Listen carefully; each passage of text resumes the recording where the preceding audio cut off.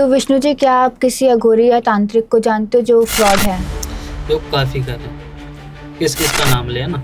हम्म। आजकल बहुत हैं कि गुरुजी हमें टाइम दिया जाता है और हमारा काम नहीं होता। हमें ये बोलते हैं, वो करते हैं और हमारी ऐसी सिचुएशन है कि हम उनकी बातों में आ जाते हैं। जी। तो सबसे बड़ा झूठ ये बोला जाता है, उनको लालच दिया जाता है। अपने काम कराने से पहले उसका पूरा पता करें कि हाँ, वो करता है या नहीं। उसकी जानकारी लें कि हाँ, वो पहले भी किसी का काम किया है या नहीं। उसके बाद अपना काम करें। उधर सामने लड़का भी शादीशुदा है और लड़की भी, मतलब दोनों ही ये नहीं चाहते कि हम दोनों अलग हों। तो धीरे-धीरे उनका मतलब शादी के बाद भी रिलेशन लंबा चलता रहा। अचानक क्या हुआ, उनके धीरे-धीरे पता चलने लगा। तो वो कुछ दिन बाहर गया, जो भी रिश्तेदार थे वो उसका फ़ायदा उठाने लगा कि आपके पति ऐसे हैं, वैसे हैं। तो किस दिन तो मतलब ऐसे नहीं माने कि नहीं मेरे पति हैं कैसे भी। उन्होंने क्या किसी का सहारा लिया और कुछ ऐसी-ऐसी क्रिया कराने लगा कि उनका जो पूरा माइंड है वो इनकी तरफ होने लगा। तो उनके प्रति क्या हुआ, धीरे-धीरे उन बहन में चिड़चिड़ापन होने लगा। धीरे-धीरे उन दोनों के बीच में इतना भयंकर झगड़ा हो गया कि वो दोनों को देखना भी पसंद ना आता था। और उसका जो फ़ायदा है वो रिश्तेदार उठा रहा था। बोल रहा था कि अपनी तरफ कर रहा था और एकदम अपनी बात मना रहा था। और जो भी वो क्रिया कराता था उनके ऊपर असर भी कर रही थी, क्योंकि काफ़ी टाइम हो गया था। तो विष्णु जी, क्या तंत्र में वशीकरण सच में एग्जिस्ट करता है या सिर्फ मिथ्स है? नहीं, हकीकत में होता ही है।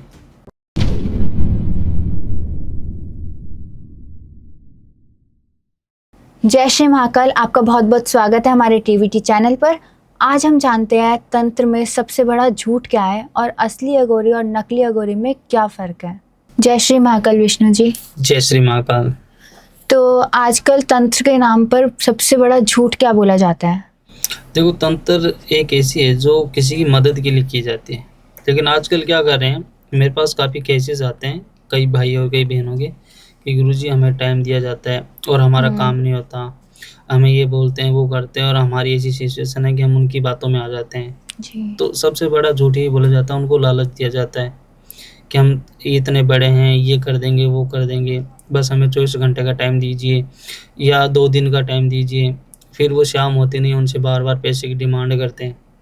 तो ये एक तंत्र का मतलब खिलाफ ही है। तो विष्णु जी, जैसे आजकल नॉर्मल इंसान भी बोलता है कि मैं तांत्रिक हूँ, अघोरी हूँ, मुझसे करा लो, तो हम किस पे विश्वास करें और किस पे ना करें? देखो, मेरा तो कहना यही है, कोई भी बहन या कोई भी भाई होता है, अपने काम कराने से पहले उसका पूरा पता करे कि हाँ, वो करता है या नहीं। उसकी जानकारी ले कि हाँ, वो पहले भी किसी का काम किया है या नहीं। उसके बाद अपना काम करे। नहीं कि कुछ बात बोली नहीं अपने बारे में, उनको अपनापन लगने लगे, ठीक है? कि नहीं मैं तो अपना ही हूँ, ये वो, मैं तो तुम्हारा ये काम कर दूँगा। ऐसे काफ़ी केसेस आते हैं मेरे पास।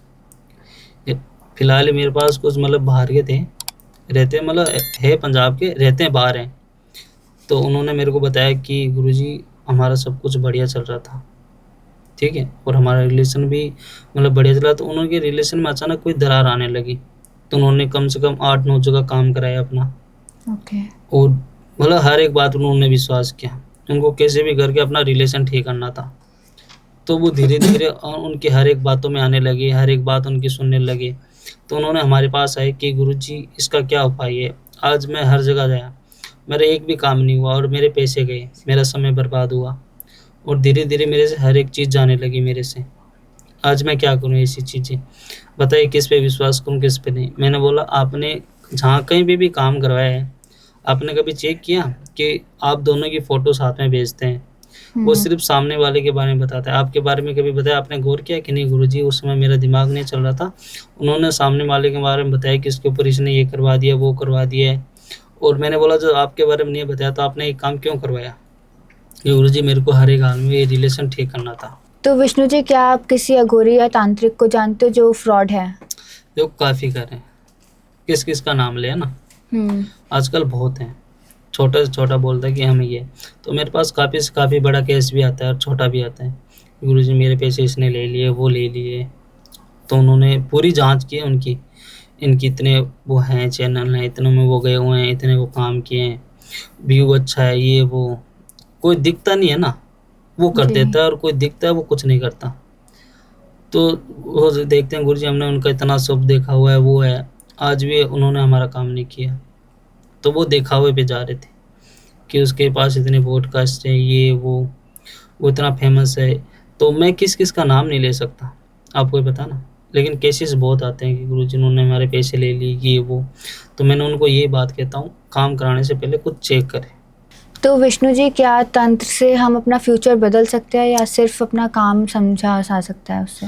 देखो, तंत्र से हम कई बार रिलेशन या हमारे बिजनेस में इनकी सहायता कर सकते हैं। ये नहीं कि हम हमारा जो चल रहा है वो चेंज कर लें, जी। हम आगे बढ़ जाएं, पीछे कर लें। वो हमारे खुद पे डिपेंड करता है। तंत्र से जो काम होता है वो किसी के रिलेशन में या किसी के बिजनेस में या किसी के ऊपर किसी ने क्रिया करवा दी है, वो तोड़ाने के लिए काम यूज की जाती है। तो विष्णु जी, कोई शादी के बाद भी किसी थर्ड पर्सन के साथ रह रहा है तो उस पे आपका क्या कहना है? देखो, मेरा तो यही कहना है, अगर वो शादी से पहले हैं, ठीक है, तो अपने घर वालों को बोल दे। अगर घर वाले जैसे कई केसेस आते हैं मेरे पास, तो उनको मैंने बताया है कि गुरुजी मेरे घर वालों को मैंने बता दिया, ज़बरदस्ती मेरी शादी करवाई गई है और शादी के बाद वो लड़की उसको भूलना नहीं चाहती और उसका फिर वैसे ही चल रहा है। उधर सामने लड़का भी शादीशुदा है और लड़की भी, मतलब दोनों ही ये नहीं चाहते कि हम दोनों अलग हों। तो धीरे धीरे उनका मतलब शादी के बाद भी रिलेशन लंबा चलता रहा। अचानक क्या हुआ, उनके धीरे धीरे पता चलने लगा उनके पति को। तो उन्होंने बोला ये क्या है। जब उनकी बात इतनी लंबी बढ़ गई तो उनके घर वालों को पता था। तो उन घर वालों ने बोला कि गुरुजी हमें पता था, हमारी बच्ची ने हमें पहले भी बोला था कि आप हमारी शादी ना कराओ। तो मैंने बोला जब आपको पता था तब आप उनकी शादी करा देना। तो बोलते नहीं गुरुजी ऐसे करा दें, हमारे समाज रिश्तेदार क्या बोलते हैं। मैं क्यों, अगर अभी ये जब जो चीज़ें पता चलेगी तब आपका समाज रिश्तेदार क्या बोलेगा। तो गुरुजी ये तो बात सही है, आप कुछ भी करें, आप ये कुछ ठीक करें। तो मैंने जो भी क्रिया किए उन दोनों को अलग अलग करने के लिए नहीं किए, जो भी उनकी शादी हो रखी है उनके प्रति किए। अब धीरे धीरे क्या हुआ, उस लड़की को अपने पति से लगाव होने लगा। ठीक है, तो मैंने उनके जो उपाय बताए, मैंने बोला आप उनके ऊपर एक बंदिश करें ताकि ये दोनों आमने सामने ना रहे। उनके माइंड के प्रति कोई ऐसी क्रिया करवा दे ताकि ये दोनों आपस में भूल जाएं और अपना जो भी रिश्ता है वो अपने धीरे धीरे आगे बढ़ाए। तो उन्होंने कम से कम ये 3 या 4 महीने ये काम किया। कुछ इधर क्रिया करवाई, उनके माइंड के प्रति की, उनके दोनों की बनने नहीं। आज दोनों को परिवार का दोनों को रिश्ता है वो बढ़िया चल रहा है, ना इधर का टूटा ना उधर का। और वो आज भी मन को कहते हैं, मैं कि आज तक भी कोई ऐसी दिक्कत है तो आप पहले सलाह लें। और आज तक कुछ नहीं कहेगा, ना समाज कहेगा ना रिश्तेदार। अगर इतनी बड़ी बात होगी ना फिर समाज भी कहेगा और रिश्तेदार भी कहेगा, सबसे ज़्यादा आपको अपने पड़ोसी कहेंगे। जी। तो विष्णु जी, आजकल जैसे हम देखते हैं कि कोई रिलेशनशिप है उसमें एज गैप बहुत ज़्यादा है, या तो लड़की बड़ी है लड़का छोटा है, या लड़का बड़ा है लड़की छोटी है। तो मतलब आपका क्या कहना है इस पे ऐसा? देखो, इसमें काफ़ी कहना, आजकल ज़्यादातर केसेस भी ऐसे ही आते हैं जिसमें लड़का छोटा है जी। कि गुरुजी मेरे को चाहिए कैसे भी हाल में, वो एक लगाव हो जाता है। जैसे आप देखें नहीं, मेरे पास ऐसे केसेस आते हैं। एक घर मतलब था और लड़का था कम से कम 25 साल का और लड़की की कम उससे कम उसकी 10 साल बड़ी थी, 35 साल की। वो जैसे पड़ोस में रहते थे, धीरे धीरे वो उनका कहना मानता था और उनके बीच में क्या, उनके पति का टाइम कम देने लगा, अपने बिजनेस पे ध्यान दे रहा था। तो उनके बीच में क्या, धीरे धीरे झगड़ा होने लगा। और उस लड़के ने क्या किया, थोड़े दिन केयरिंग की, ये उनको समझाया कि नहीं ये आपके साथ गलत करा ये वो। तो वो क्या किया, उनके बहकावे में चली गई। आजकल ज़्यादातर लोग बहकावे में चले जाते हैं कि वो मेरी केयरिंग करता है। केयरिंग तो उसका पति भी करता है, कभी ध्यान से नहीं देखा। तो धीरे धीरे क्या करते हैं, उनकी केयरिंग करने लगा। धीरे धीरे वो उनके एकदम अटैच में चलने लगी। धीरे धीरे उनके वो रिलेशन बनने लगे कि हाँ आप मेरे को समझते हैं ये वो। तो वो क्या करते हैं, धीरे धीरे क्या करते हैं, अपना रिश्ता और घर बार दोनों खराब कर लेते हैं। उधर से अपने पति से भी तलाक ले लेते हैं। कुछ समय बाद वो लड़का भी उनको छोड़ चले जाता है जी। क्योंकि लड़का अपना लेता है लेकिन पीछे उनकी फैमिली नहीं अपनाती, फिर वो दोनों तरफ से खो देता है। तो इसके कारण क्या होता है, वो लंबा डिफेंस चलता है। तो ऐसे ही मेरे पास केस आया था, मतलब रहते हैं लंबे लंबे, तो अपने घर में ही रहते थे, कोई रिश्तेदारी था, तो उनको लगाव हो गया था। ठीक है, धीरे धीरे वो चाहा कि इनको कैसे भी करके मैं पाऊँ। तो उन्होंने कुछ भी करा के उनको अपनी तरफ ध्यान करवा लिया और पति पत्नी के बीच में अनबन कराने लगा धीरे धीरे। तो वो देखा चल रहा था सब कुछ, तो वो अपने बिजनेस पे ध्यान देने लगा। जैसे क्लेश हो रहा था तो वो समझा कि चलो अपना कुछ और ही कर लिया ना। तो वो कुछ दिन बाहर गया, जो भी रिश्तेदार थे वो उसका फ़ायदा उठाने लगा कि आपके पति ऐसे हैं वैसे हैं। तो किस दिन तो मतलब ऐसे नहीं माने कि नहीं मेरे पति हैं कैसे भी हो। उन्होंने क्या किसी का सहारा लिया और कुछ ऐसी क्रिया कराने लगा कि उनका जो पूरा माइंड है वो इनकी तरफ होने लगा। तो उनके प्रति क्या हुआ, धीरे धीरे उन बहन में चिड़चिड़ापन होने लगा। धीरे धीरे उन दोनों के बीच में इतना भयंकर झगड़ा हो गया कि वो दोनों को देखना भी पसंद ना करें। और उसका जो फायदा है वो रिश्तेदार उठा रहा था, बोल रहा था कि अपने तरफ कर रहा था और एकदम अपनी बात मना रहा था। और जो भी वो क्रिया कराता था उनके ऊपर असर भी कर रही थी, क्योंकि काफ़ी टाइम हो गया था। क्योंकि जो भी चीज़ बोलते थे, कुछ खिलाना पिलाना, तो वो वहीं पे रहता था। तो धीरे धीरे उसने उसका पूरा फ़ायदा उठाया। धीरे धीरे क्या किया, उन्होंने पूरी बात तलाक तक पहुंचा दी कि आप मेरे साथ रहो, ये वो, अब से मैं शादी करूंगा, मैं यहीं रहूंगा और आप है उनको तलाक दे दीजिए। तो उसने क्या किया कि वो दोनों साइड ख़राब कर दिया उनका। तो उनके पति को पता चल गया कि हाँ किसी ने कुछ करवाया है, तभी हमारे बीच में ये सब कुछ चल रहा है। और उनके 2 बच्चे भी थे। तो उनके पति ने हमारे पास आए और उन्होंने, मैंने बोला डिटेल भेजिए, क्योंकि आपके घर में कोई अननोन रहता है कि हाँ गुरुजी कोई रिश्तेदार ही है और वो काफ़ी समय से रह रहा है। तो मैंने बोला किसी ने कुछ करवा दिया है आपके पड़ोस में। कि गुरुजी पड़ोस में नहीं है, कोई घर में कहाँ हो सकता है गुरुजी, अभी कोई है? तो मैंने उनका चेक किया, मैंने बोला काफ़ी समय से कराया हुआ है। कहाँ गुरुजी, चिड़चिड़ापन तो काफ़ी समय से आ गया और अभी हमारी बात ऐसी होगी कि तलाक तक पहुंच गई है, तो अभी इसका कोई तोड़ हो सकता है? तो मैंने उनको कुछ उपाय बताए, मैं अपने घर पे ये उपाय करिए और कुछ है मैं यहाँ पे करता हूँ। तो कम से कम उसमें काफ़ी टाइम लगा। धीरे धीरे उसी की छवि उसके काम के अंदर आई। मैं कि यही शख्स है कि हाँ गुरुजी ये वही है, और उसने ये इनका माइंड चेंज करवा रखा है। धीरे धीरे क्या हुआ, उन्होंने, उसके पति ने धीरे धीरे उन दोनों की पहली बातचीत शुरू करवाई। फिर उनका एक कवच बनाया। फिर धीरे धीरे उनको पूछा कि ऐसा सब क्यों करवाया। तो उनके मन में लालच था कि मैं उनको पाने के लिए करवाया। फिर उनके लिए एक कवच बना और उनके लिए वो पूरी नज़रों में ख़राब हो गया। अपने घर वालों से भी हाथ धो दिया और इधर से रिश्तेदारों से। आज जो वो किसी के गलत कराएंगे, कितना झूठ का पाँव ज़्यादा लंबा नहीं चलता, वैसे ही उनका नहीं चला जी। तो विष्णु जी, क्या तंत्र में वशीकरण सच में एग्जिस्ट करता है या सिर्फ मिथ्स है? नहीं, हकीकत में होता ही है। जैसे आप मान लो कि हम कई बार जाते हैं, रात को हम अकेले होते हैं, तो कई बार हमें भय नहीं होता कि हमारे आसपास कोई है। हाँ हमें महसूस होने लगता है ना। हाँ। तो वैसे ही तंत्र क्रिया होती है, ये किसी की साधना करके की जाती है। जैसे हम किसी के साथ, हम रात को निकलते हैं, हमें महसूस होता है, सुनसान जगह में जाते हैं, तो बस वो उसी का लगाव होता है। जो घोरी तांत्रिक होता है वो अपनी हर एक इच्छा त्याग के शमशान जाता है, साधना करता है, कुछ समय, कुछ सालों वहाँ पे टाइम देता है और अपना पूरा मौन ध्यान जो भी करता है वो साधना में लगा देता है। जब भी वो इसकी आसना होती है ना पूरी, क्या मैं किसी की मदद करूं, तो किसी की सहायता, वो वशीकरण का या कोई भी नाम देता है तो वो उसकी सहायता से कर देता है। तो विष्णु जी, जैसे कोई अघोरी या तांत्रिक साधना करते हैं तो क्या उसमें भी कोई दिक्कत आती है बीच में? हाँ जी, दिक्कत आती है।